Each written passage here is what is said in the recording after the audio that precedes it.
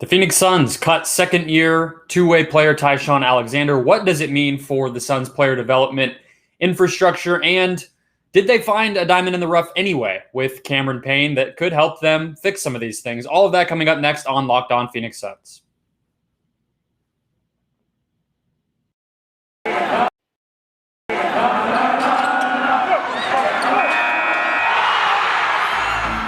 You are Locked On Suns, your daily Phoenix Suns podcast, part of the Locked On Podcast Network, your team every day.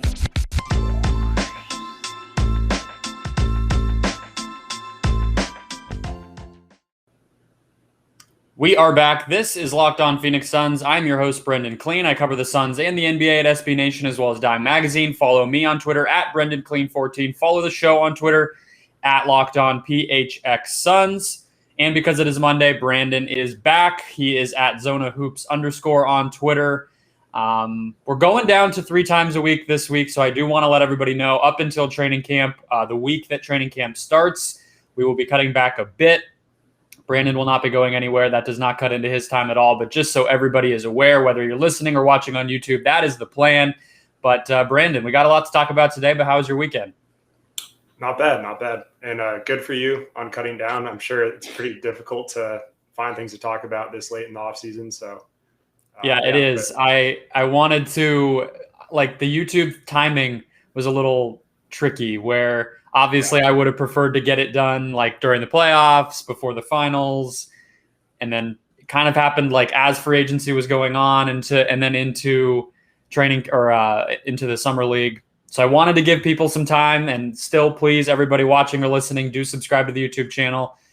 We are still building. We're getting our way to 1,000. Well, I'll give out the Kelly Oubre bobblehead sitting over there on my desk. But it is going to be nice to take it easy for a second. But as I said at the top, we want to talk about the Ty-Shon Alexander move. The Suns cutting him after 1 year as a two-way player.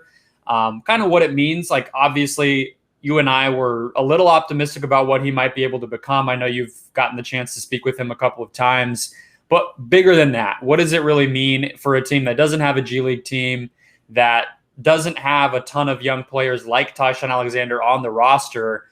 Just sort of what does it speak to? And then close the show out with a little bit of optimism, because Cameron Payne is a guy who represents a pretty big success for this team in that area, a guy who could continue to grow and maybe become something a little bit better than what he is as he finishes out his prime here in the Valley. But what did you make of this whole move? Because, again, you probably know him and his story and his situation better than almost anybody that follows the Suns. And I think we're kind of on the same page that it was a surprising move. Yeah, Ty-Shon is my guy, so it sucks to see him go. But I think he'll find a home somewhere else on a two-way. Like, there's no doubt that he has potential to crack rotation somewhere else. But I think a lot of what you saw just from Suns fans in general, just questioning the whole player development thing is warranted. And it's not just because of Ty-Shon. Let's be clear about that. Like, they know a lot more about his development internally than we do. Like, there's a lot of stuff behind the scenes that could be going on.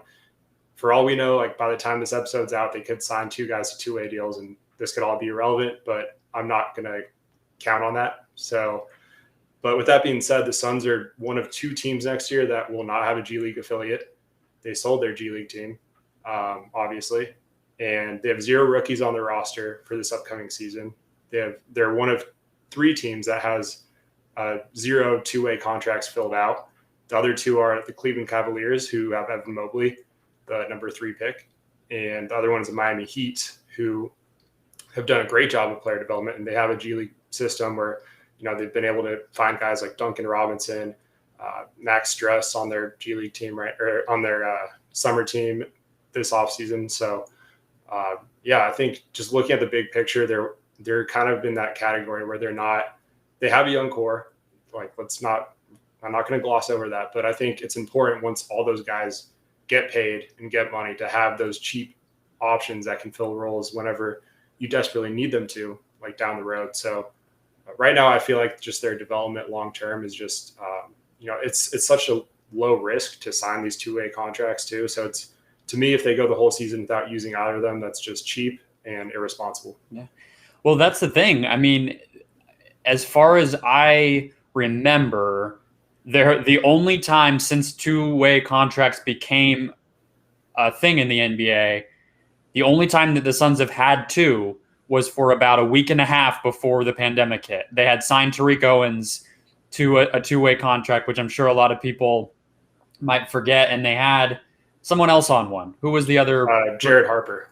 Yes, correct. And so, but then once the pandemic hit, obviously Owens never even was called up to the Suns to take advantage of that. He, leaves. Jared Harper leaves, and that was it. They also had Juwan Evans the first year and nobody else. Then they cut him, I believe, halfway through the season that year. They had, I think, D'Anthony Melton was never a two-way, but he did go up and down quite a bit this past season. Obviously, just Ty-Shon. So they've never really taken advantage of that. And I wonder what you make of it, because that combined with the way that they built out their summer league team with no rookies on the summer league team either. It's like they didn't even do it in Vegas when they really had almost no reason not to. And the thinking, I think, was maybe if one of these international guys hits, we can have like a younger veteran, like somebody who can continue to get better, but also isn't fully starting fresh in pro basketball. So you combine that decision with the decision not to have a two-way contract. I'm starting to run out of explanations for why not look at it. It's the absolute cheapest way to find talent in the NBA. And so if you're not going to do that, I don't know what the thinking could be. It doesn't make any sense to me.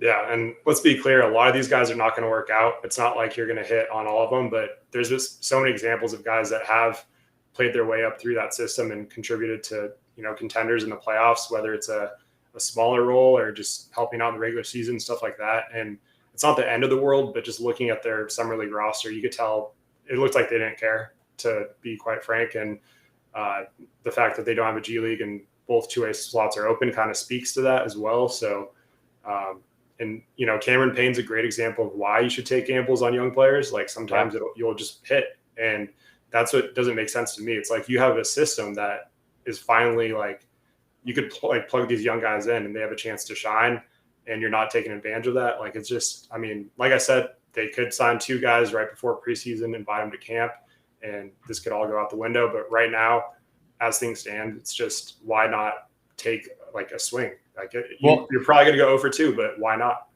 Yeah, it's like it's as things currently stand, but it's also history shows us the most likely thing is they won't, right?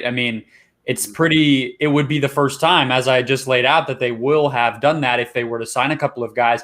And I don't even want to necessarily latch onto the fact that they didn't get rookies or, they should have taken a undrafted player this year and put him on the summer league team, and not doing that was a failure. That's very specific, but it's just the bigger issue of what we're saying about kind of why not. It's very cheap. All of that's true, but I think there's also just a part of it where it's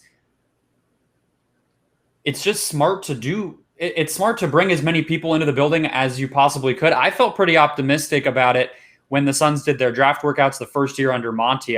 Everybody remembers those workouts because Monty led them, and that was kind of the news at that time, was oh wow, the head coach is actually down in there with college players. But I think the more interesting part of it was that they were really looking at a lot of the 45th pick on types who they might have a shot to bring in one day and develop. And they wanted, more than anything, that type of a workout is almost just to get intel on a player, right? It's we worked him out. We kind of know what he is. And then now, maybe we have an opportunity to sign him. Somebody like Payne, where Monty was able to work with him quite a bit of time ago, and that ended up playing a part in why you want to go out and sign him. So you're not allowing yourself to get that type of information about players around the league either if you bring in all of these kind of cast-offs from overseas, where I guess cast-off is probably too harsh of a word. Jalen Smith, the other one, has had a good career over there. Some of the other guys did too. But for the most part, I brought up somebody like Grant Riller, or these types of guys who are sort of on the outskirts, maybe they'll get a two-way, maybe they'll be in the G League, maybe they get a roster spot. Why not bring in more of those types of players? And so I think, what makes the Ty-Shon thing, to bring it full circle here, extra painful is that he is one of those types of guys, and you had him on your roster. So you already had all of the information. And unless they were to replace him, which again, they could, I'm not saying they won't. I feel like it's probably pretty likely they'll have at least one two-way player on their team this season. But I can't wrap my mind around why you would allow yourself to lose the opportunity to just keep trying. Doesn't take that much. It's a built-in thing. The NBA is basically gifting you. You don't have to pay these players very much and everything else, and you're just kind of saying no thank you. Yeah, and one notion I wanted to shoot down too that I've kind of seen thrown out there a few times is like teams that are contending or competing shouldn't, like, they should just go all in and just look for players that can help now. And like that's just not how it works. Like look at the Nets. They have like 3 rookies that are probably going to play next season a little bit, like probably not a lot, but they have 3 rookies and they're going to try to win a title. So, well, the other thing is you can't, like a two-way contract is literally built to have young players on. Like you're not going to get a buyout player on a two-way. That's not how those work. Maybe people don't understand that, but that's really, I mean, I think that's pretty widely understood. This is for young players who want a chance to play and need that opportunity to go between the G League and the NBA. And that's what it's for. So it's not like you could use that roster spot on something else. Exactly. You're not wasting a roster spot. It's just a cheap way to find talent that could stick. And if it does, then, you know, you hit the jackpot, just like Payne. And that's the example I'm going to keep bringing up because we're going to talk about him later. But I just think if they go into 0 two-way contracts again, it's just not wise. So you look at all these other contending teams and they have tons of rookies and two-ways signed up. So it's not mutually exclusive where you can't just do one thing or the other. So I think, you know, it's kind of a red flag from a team that dating back to the 7-second or less days with Steve Nash and Sarver just kind of selling all those picks that, you know, in hindsight, a lot of them turned out to be really good NBA players. That's kind of the flashbacks I get. I don't know about you guys, but that's kind of what it's falling back into a little bit for me. The difference is this team is a lot younger, so there's probably more leeway. It might not make a difference at all, honestly, but it's just the fact that they're not trying is just the weird part to me. Yeah, and that's why I wanted to start there. But let's go ahead and zoom out a little bit and talk about sort of where they are relative to some of the other teams around the league and what does it really matter? What does it really mean to have the situation that they're in where they've kind of bypassed some of those opportunities, but obviously still have a really good young core? Where does that leave them? Because so much of this season is going to be about internal development. But let's take a quick break first to hear from SweatBlock, the little secret to confidence right in your back pocket that you can bring anywhere. We all deal with unwanted sweat, nervousness, anxiety, whatever it may be. Maybe you're meeting an old friend for the first time, a family reunion, or going out on a first date. Whatever it is, there's tons of situations that lead to unwanted odor, unwanted moisture. And it does not help if you live like I do, like Brandon does here in the Valley. So SweatBlock, little secret to confidence. It's not like your normal deodorant. It is more like a wet nap, like a wipe. You apply it wherever that moisture is coming from. It stops it in its tracks. No unwanted anything. The smell goes away. There's no moisture. You're not even noticing it, not even worried about it whatsoever. You get to wear what you want to wear, and you can bring it anywhere. Again, it really is little. That's not just what they say. It truly is. It's just a little pack. You can put it in your back pocket, in a work bag, in a toiletry bag on a trip, whatever it might be, and it's right there for you. So if you or anyone that you know has dealt with unwanted moisture, nervousness, anxiety in those types of moments, which I don't really know who hasn't, you got to check out SweatBlock. Get it today for 20% off by going to sweatblock.com and using the promo code LOCKEDON. That's promo code LOCKEDON for 20% off at sweatblock.com, or check them out at Amazon and CVS. Today's show also brought to you by Indeed. When hiring gets hard, you need Indeed, the job site that makes hiring incredibly simple. Just attract, interview, and hire. In fact, with Indeed, you can do all of your hiring in one place, even interviewing. Don't just hope your perfect candidate will find you. Indeed's hiring tools help you cut through the noise to hire faster and smarter. In fact, Indeed Instant Match provides a list of quality candidates whose resumes are on Indeed the moment you post a sponsored job. With Indeed assessments, choose from 135 skills tests to help make sure you're finding applications from people with the skills that you need. Talent Nest says Indeed delivers 4 times more hires than all the other job sites combined, and you can join the 3 million businesses worldwide that use Indeed to hire great talent fast. Get started right now with a $75 sponsored job credit to upgrade your job post at Indeed.com/locked. Get a $75 credit for your job post at Indeed.com/locked. That's Indeed.com/locked. Offer valid through September 30th. Terms and conditions apply. Okay, Brandon. So let's jump over to sort of the big picture, because the way that I kind of come down on it, and you were basically getting at something similar a minute ago, is if you have Devin Booker and you think he's as good as I think he is, I think you think he is, ideally it doesn't matter, right? Like, you have a player who's 25, entering his prime, if not sort of already in it, going to be good for who knows how many more years. You shouldn't necessarily have a massive drop-off. So I'm sure there are a lot of people listening just thinking, like, what does it really matter? Again, it is just a two-way player. This not like they traded away. Like, you gave the example of like the Rondo pick, the Dang pick, some of these things that they did during the 7 seconds. It's like, it's obviously not quite that bad yet. We don't know, Jalen Smith and whatever, we'll have to see, but they have the young talent. So how do you feel big picture? Like, do you feel like this will come back to bite them, or do you think it just is sort of a marginal thing that could be better, but maybe won't hurt them too bad? Where do you fall on that? Yeah, I don't think it's something that's going to like come back to bite them like anytime soon, but just down the road, it's something that could help them. So it's just like, use the assets that you can create out of your own like infrastructure. And I think for once you have this culture that I think could actually develop talent. So that's my main thing, is like, I would like to see them take some more swings like that, even if it's like they don't stick, just taking those shots, because if one does, then all of a sudden, like, once you pay Ayton, Bridges, and eventually Cam Johnson, like in conjunction with like Booker and Paul, you're going to need those cheap role players. Like, I mean, obviously you can get some of those guys on veteran minimums. And I think that's what Jones's strategy is long-term, kind of the Miami model, like Pat Riley, how they're just always going to be good. That's what he wants to do. Like, sure. But at the same time, they've developed, like I mentioned earlier, plenty of players like through their G League and stuff like that. So I think finding the balance is important. But right now, like, looking at their young core, like who they have locked up long term, I'm not too worried about it anytime soon. But it's just something down the road, once those extensions kick in and you're like financially limited and trying to make a trade, even like some of those guys become a little bit more expendable if you have someone that can step in as a reserve and eat some minutes in the regular season. But for the most part, I think the culture they're building, they feel confident that they can attract those veteran minimum guys when they need them down the road. But it's just like we've kind of, I don't want to beat a dead horse, but it's just such like an easy two-way contract. Like, there's no risk to it. It's other than being cheap. Like, I can't see why they wouldn't do it. Well, it's not just, I mean, that's the thing though, is it's not only the two-way contract, because they also are in a situation where if Jalen Smith doesn't become, let's say, a starter caliber player, they don't have a pick next year, then, that could potentially be,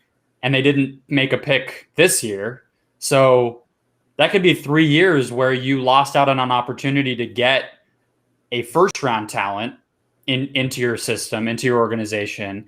And so to me, that makes it even more important to try to find the other stuff, right? It's like, if you're going to trade away your first round picks twice 2 years in a row, I get Landry Shamet as sort of the replacement, and I think he could be good. I think they could keep him, but again, he's going to be expensive. So if you're going to do all of that, then you almost owe it to yourself to be looking in those other places, because I think the way you put it is perfect, where it's not going to hurt you to not do it, but it definitely could help you to do it, right? And so that's where it makes it tough for me, because there's only upside to not only just a two-way contract, but look, they have an open roster spot right now, and I get that there's some ability to have a buyout player come your way, maybe before the buyout deadline. Maybe you have the ability, if there's some situation that materializes between now and then, it's a little earlier than the deadline, you can have that player because you already have that roster. Like, I understand all of that stuff, but they have that roster spot. It could be used on a young player. It could be used on a young player you sign to a non-guaranteed contract, and then you just cut if that buyout opportunity becomes there's just so many things, and the best teams try all of it. The best teams don't say, here's how we build our team. That's what we do. It's like, that doesn't work unless you're the Lakers and unless you're the Nets and whatever. That's not really going to work. And so that to me is where I just start to get a little bit frustrated watching it happen, where I just don't see the downside. And I don't think the Suns are that type of team. Like, I don't think you can look at this and be like, I agree with you about the culture. I do think players will want to be here. Chris Paul has already demonstrated that. Jay Crowder, et cetera, JaVale McGee, veterans want to play here. But like, it's not going to become a super team destination. I doubt. I don't see that happening. You're not at that level, so you can't operate like you are. So I don't know. I guess I think Devin Booker is great. I think he's going to allow you to be pretty good for a long time. But the best teams stay good because they hit on a Duncan Robinson or Talen Horton-Tucker or, you know, Nick Claxton, Karis LeVert. All these super teams got there because they had tradable pieces, and you also lose out on that if you don't invest in young guys. Exactly. It's like all the contenders are doing it too. So even if Phoenix did become like a attractive like market for free agents where they're just, you know, strolling in and just they want to be here, like even if that was the case, you should still do it. Like there's no excuse not to. So because you're either going to trade them or they're going to be young, affordable role players for you. Yeah, for sure. And just like you said, the future picks that are gone, and just, you know, the whole Jalen Smith reach and all that. Like it just kind of it's not like just about Ty-Shon. That's like the one thing that's been misconstrued. I think it's like a series of moves, and then being like one of two teams not to have a G League affiliate, and the whole, you know, one of three teams not to have like both 2A slots open. So just I don't know. We'll see what their long-term goal is with all this, but as of right now, it just looks a little murky. Yeah, the elephant in the room with all of this, I think, is Chris Paul, because the rest of the team's young. So ideally, you're in a situation where you have 5, 6, 7 players who are going to grow together, and you should plan on being able to keep them around for the foreseeable future. But I think the obvious thing is when you're talking about young talent, replacing the pipeline, et cetera, that all sort of to me boils back down to Chris Paul. And so I think we can end a little bit positively here on this show by talking about the guy backing him up right now, who the Suns were able to just re-sign. Obviously, that is Cameron Payne, who we've referenced a few times already in this conversation. And so I think he's an example of sort of not only obviously a player that's already on the roster who could grow, but also maybe some credence to the way that James Jones does go about things, where he has done it now with Payne and potentially Landry Shamet, where he trusts himself to find sort of these scrap heap young guys and build them into something. So we'll have to see if that materializes, but we'll talk about that next. Can Cameron Payne actually sort of replace Chris Paul and eliminate one of the bigger replacements that the Suns will have to face here in the coming years? Let's take a break, though, first to talk about Rock Auto, the quick, easy, and cheap way to never have to go into a dealership ever again. We all hate it. We all have gotten screwed plenty of times. I know I had to replace a rear view mirror once on my car, and only the dealership had it. It's not the type of thing that auto parts store is even going to have. Hated the experience. They charge you for paint and for labor, even though it's just this tiny thing that obviously anybody could easily put on. And I did not like it at all. And look, I've actually gone to Rock Auto, gone to my car type, and they do have that part. I believe it was a little longer to get it delivered, of course, because it is the type of thing that only idiots break, like myself. But, whatever. It works. They have it, and it was pretty cheap. It was much cheaper than what they charged me at the dealership. I can tell you that for sure. So if you've had that experience, and I know you all have, you can save 30, 50, even 100% when you shop at Rock Auto. All you got to do is type the car that you have into the search bar, scroll down to the part that you need, and hit purchase, and it'll be there within days. That's really it. They don't require an account, let alone a subscription, to even log onto their website. That's it. RockAuto.com, part, purchase, and you're done. It's that easy, that cheap, that simple. Go to rockauto.com right now. See all the parts available for your car or your truck, right locked on in there. How did you hear about us box when you make your purchase, so they know we sent you. Amazing selection, reliably low prices, and all the parts your car will ever need. rockauto.com. Okay. Cameron Payne, I'll just run through. Obviously, just re-signed a 3-year on a 3-year contract with some lesser guarantees and things like that. Very, very, very team-friendly deal, coming off of a season where he scored 8.4 points, 4 assists, 48% from the field, very much backup types of numbers. But I think the biggest thing was what we saw him do in the playoffs, Brandon. 29 points in the Lakers series, the Clippers series, had some big moments in the Lakers series as well when Chris Paul was down, and is the really sort of heart and soul of this team at times, able to push the tempo for them, all that stuff.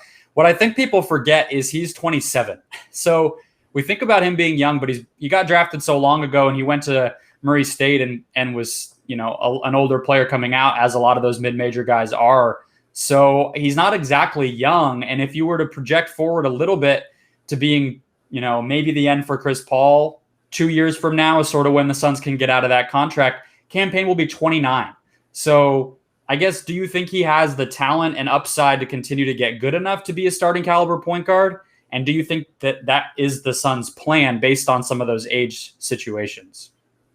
I do, actually. I think the difference with him is, I think age is kind of like, I don't want to say overrated, but it's just so subjective to each player and like the path that they take to the NBA. Like, it'd be different if he was like a 27 and he's been in the league just, as a backup, or like getting a ton of reps even. But for him, it's just like he's finally found his stride and confidence. And I think as he gets more comfortable in the NBA, there's still a lot more upside, actually, even though he is 27. Like, you have to look at it a little bit differently. I don't think he has like star upside or anything crazy like that, but I think he can continue to get a lot better than most 27-year-olds, like going on to seasons like 28 and 29 than like a typical 27-year-old that's been in the league for 7-8 years. So I don't think he has like a young upside type that most would, but like I think there's still some stuff there, and I think long term he could be a starter, especially next to Booker. I don't think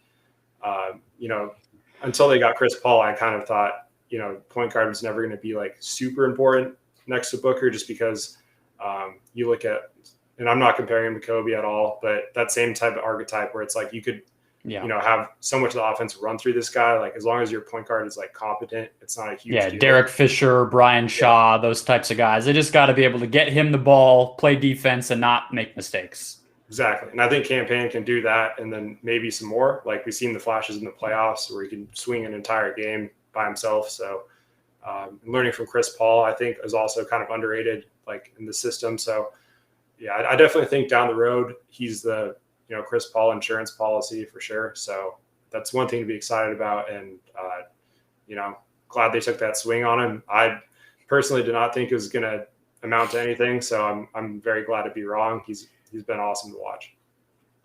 It's one of those things that you want to say doesn't get talked about enough, but I actually think it does. Like, I think people are properly surprised at how insane that story was for him, coming off of G League, China, wondering if he was ever going to play again and all that. And it got written about and talked about plenty during the playoffs. But I think you're right to note that he is inexperienced in a unique way because he's been in the league for 5 years. Just as reference, Mikal Bridges has played more than double the minutes that Cameron Payne has played in their NBA careers. Mikal is he's at 6,800 minutes. Cameron Payne is at about just over 3,000. So that I think like is kind of all you need to know. Like, this guy definitely has the ability. Like, think about how much I think it's fair to say he improved even from the bubble to now. I think he's a more he's a better decision maker, not as loose as far as turnovers go, understands the offense probably better than anybody outside of Chris, maybe Book. But I think that you're going to continue to see him get a lot better. I wonder if you let me put it to you this way, though, because I do kind of still lean toward that's probably plan A for them. I mean, it's impossible to come up with another plan. There's no other point guard on the roster. So obviously you kind of have to treat it that way right now.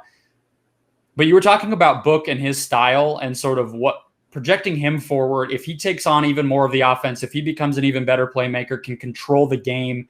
I always love the David Griffin thing of dictate outcomes of games at an even higher level as Book gets older. The style of point guard you might want next to him might be way different than Chris Paul. Do you think there's a possible world where, because I think Shamet can be part of that sort of solution too.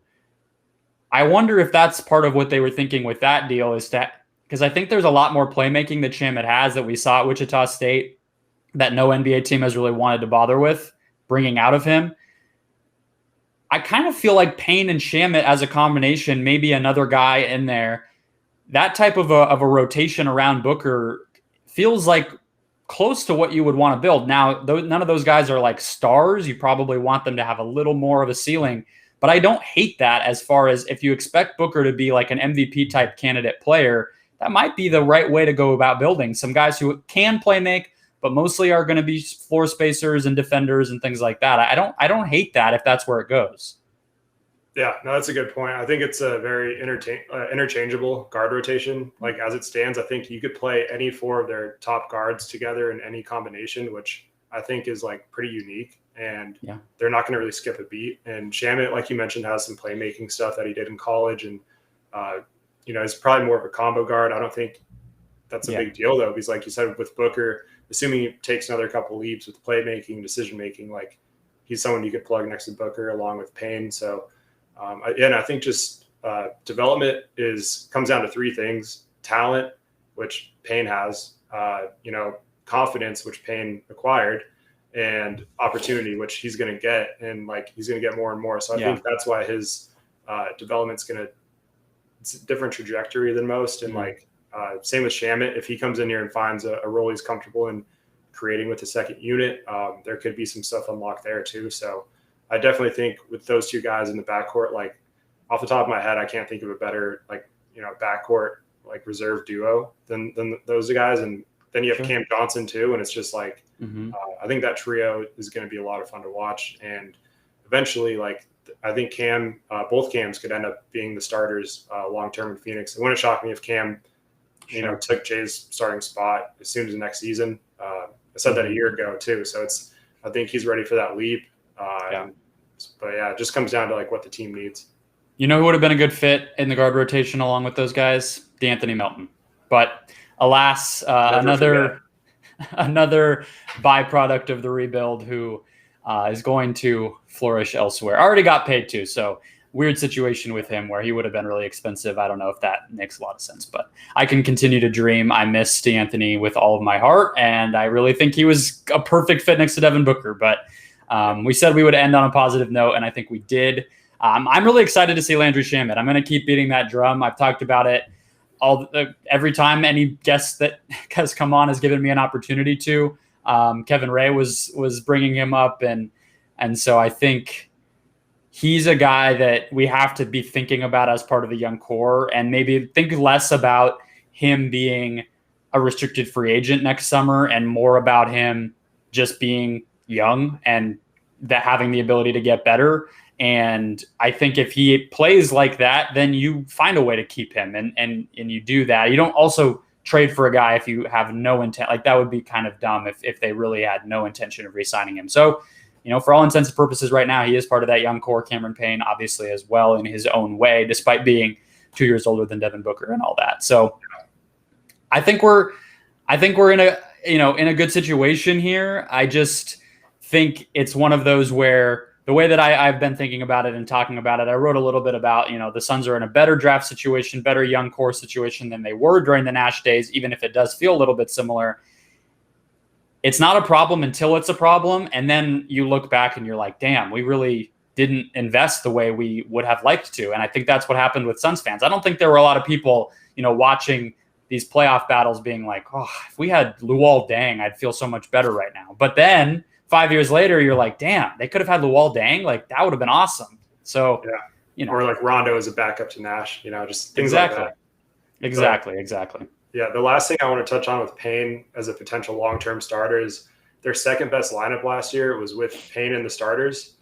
They had a plus 12 net rating in 127 minutes. So I think that shows you that even though it's not like the biggest sample size in the world, I think it just shows you that he's ready to step in and they're not going to skip a beat. And we've seen it at times. Like there's fans calling for, this is back when Paul was injured, but they're calling for Payne to play more minutes over Paul in the playoffs. So that's a real thing. There was definitely a chorus of like close games with Payne, even when Chris comes back, that was there. Like, I guess I can't argue with it because we never saw it. We don't know. I can't for sure know that. But you're right. The fact that was actually a thing shows his value. And what we heard time and again during that run was that Payne understood how to push the pace in a way that Chris even could learn from. Like Chris said multiple times that Cam was the guy saying, like, get the ball past the half court mark. Like, come on, push it with Willie Green too. So I think the team looks different, but I think he gets how things need to flow. He's not selfish by any means. He's more than capable of being a floor spacer just as much as he is a setup man. So I really like him. I think he'll play a lot more this season too. He won't have to sort of earn the trust like he did early last season. I think Chris will play less minutes. So I think we're in a good spot with that. I'm excited to see what happens. But that'll wrap us up today, folks. Hopefully it wasn't too negative, but it is just sort of the compounding effect of some of these strange decisions. And it makes guys like Payne, Landry, Shamet, Jalen Smith, it makes their development even more important for this Suns team. So a good thing to check in on. Again, only Monday, Wednesday, and Friday this week. You can follow him again at ZonaHoops_. Make sure to read the website as well and subscribe to Brandon's YouTube channel. All good stuff. More to come this week. I'll figure out something by Wednesday. It didn't seem like everybody loved the What If Wednesday. Maybe it was just the fact that I was bringing up old wounds with Eric Bledsoe, so I do apologize. He is now going to be playing for the Clippers again, and I think things are much better here in Phoenix. So I don't know why it ruffled so many feathers, but maybe I can do one that makes you guys a little bit happier. All right, enjoy your Monday, folks. That'll do it for today, and I will talk to you soon.